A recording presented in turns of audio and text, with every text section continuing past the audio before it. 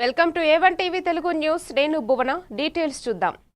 నెల్లూరు జిల్లా కావలిలో బాబూజీ నగర్ ఐడీఎస్ఎఫ్టీ ట్యాంకు వద్ద 42.49 కోట్ల బృహత్తర త్రాగునీటి పథకానికి ఎమ్మెల్యే కావ్యకృష్ణారెడ్డి శంకుస్థాపన చేశారు.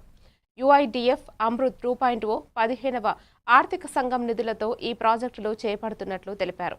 కావలి ప్రజలకు నిరంతరం త్రాగునీటి సరఫరా అందించడమే లక్ష్యమని, బడుగు బలహీన వర్గాల కాలనీలకు కూడా పూర్తి స్థాయిలో నీటి సౌకర్యం కల్పించనున్నట్లు చెప్పారు. గత పాలనలో అవినీతి కారణంగా మున్సిపాలిటీకి ఆర్థిక భారం ఏర్పడిందని ఎమ్మెల్యే ఆరోపించారు.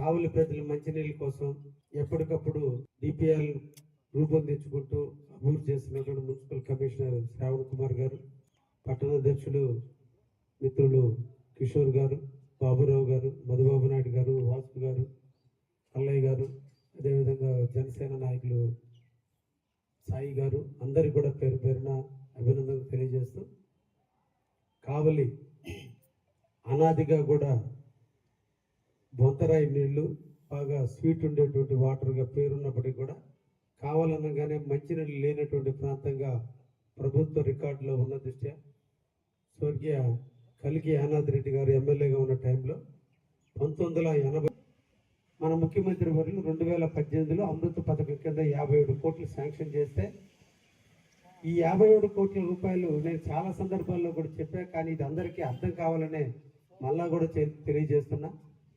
ఈ 57 కోట్ల రూపాయలతో 1,40,40 లీటర్లు పర్ డే కావలి ప్రజానికానికి ఇవ్వాలి అని 14 MLD 14 MLD మెట్రిక్ లీటర్ల వాటర్ని అక్కడ సమ్మర్ స్టోరేజ్ ట్యాంక్లో రీసైక్లింగ్ చేసి ఫ్రెష్ వాటర్గా ప్రజలకు ఇవ్వడం కోసం సంపు కట్ట.